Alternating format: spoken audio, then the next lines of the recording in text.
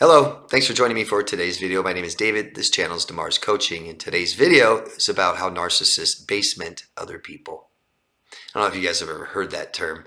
I've heard it kind of recently, and I first heard it in an article I read, and luckily I found the article again. I'll post the article in the description box down below. But I make these videos so that you guys can understand the people who have hurt you. You can understand their behaviors and why they did the things they did. Without understanding this, and I say this a lot, I say this to you guys a lot, without understanding, we carry the shame, because abuse, people hurting us on purpose, it creates a lot of guilt and shame. It can, for sure. It doesn't have to, once we start to understand it better and know ourselves really well, unless it continues for a long time. But being hurt, hurting for a long time over and over again makes us feel like bad people, like we deserve it. Shameful. Understanding the person that hurt us can help us heal. We need more than that, but that is something that can deeply, deeply help us heal from the pain that people cause us. So, basementing others. The article itself is about, are you a balcony or a basement person? And so a balcony person up here, right, will pull you up, motivate you, be there for you, be positive, and pull you up, while a basement person will drag you down. You'll see this commonly with addicts, right? Addicts, misery loves company. Addicts really want other people to get high with them, to drink with them, whatever the addiction is, gambling, whatever it is. And so you'll see addicts try to get other people to be addicted. It's kind of sad. They may not be totally conscious or aware of it. They're also not conscious or aware of their own addictions and how bad it's, the troubles that it's causing them. They probably don't see very well. So it's not so bad to talk other people into doing it. Hey, it's kind of great. It's nice. This is fun. I'll see you tomorrow night. Let's get drunk again. Or whatever. The basement person dragging people down is so narcissistic, isn't it? And we get so confused with narcissistic people. We think that, we look up to them. They may be very, lots of energy, maybe very positive on the surface, right? Maybe very successful. These are people that we tend to look up to. Successful, positive people, healthy, we think. But we find out later that's just fake, pretending, posturing. So,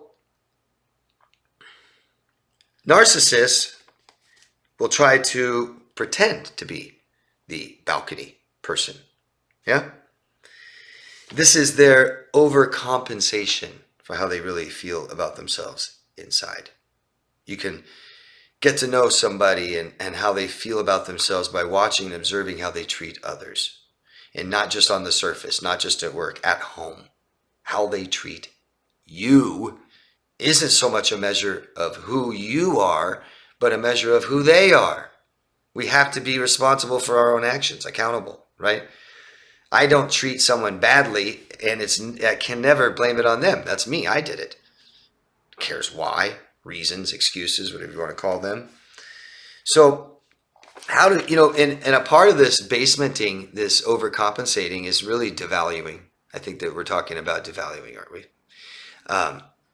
And back to how they feel about themselves, the term projection.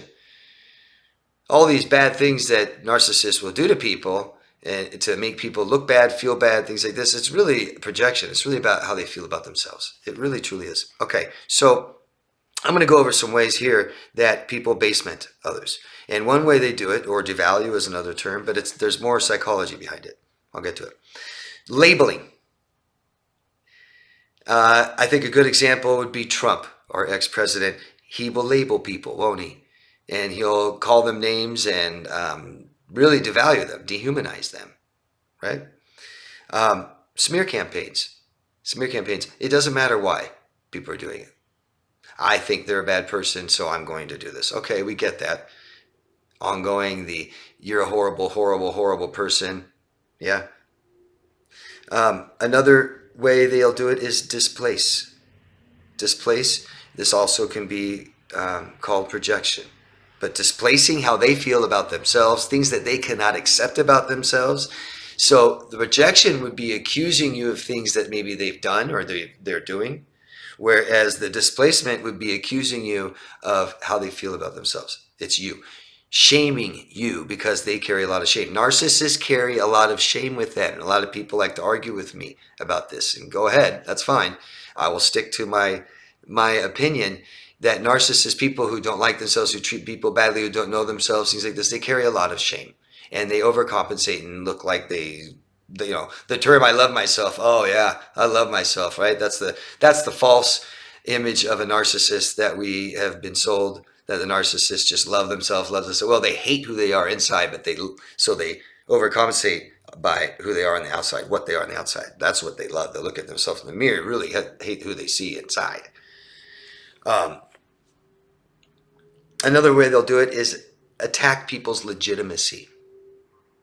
You'll see people attack people's credentials. Oh, who are you? You're nobody. You don't know anything. You're stupid. Not just labeling, right? Oh, you're not certified. I've had people smearing me, telling me that my certification's fake, and people believe it, and then they come attack me. Oh, your certification's fake. It's like, dude, it's nothing. Like, you don't really need one. Anyway, costs a little money, took a day. Is that something you wish you could do, but you can't? It is. But they'll attack your legitimacy, your credentials, won't they? Another thing they'll do, obviously, is exaggerate, lie, and falsely accuse. You see, narcissists, it's not just about, and this is another thing that people get wrong about narcissists, it's not just about hurting you, controlling you, knocking you down. No. It's about them elevating themselves in the minds and the eyes of others, so that you think I'm great, I'm a hero, I'm better, I'm unique, I'm special. And then you give me the constant attention, admiration, adoration, adore me, admire me, I'm amazing. Far better than anybody else could do this, what I do. They'll criticize, critical of you. I don't think I need to go over some of the criticisms they'll say and do. Your examples would be wonderful down below. Feel free to add your own. Scapegoating, blaming, bullying. Isn't scapegoating bullying?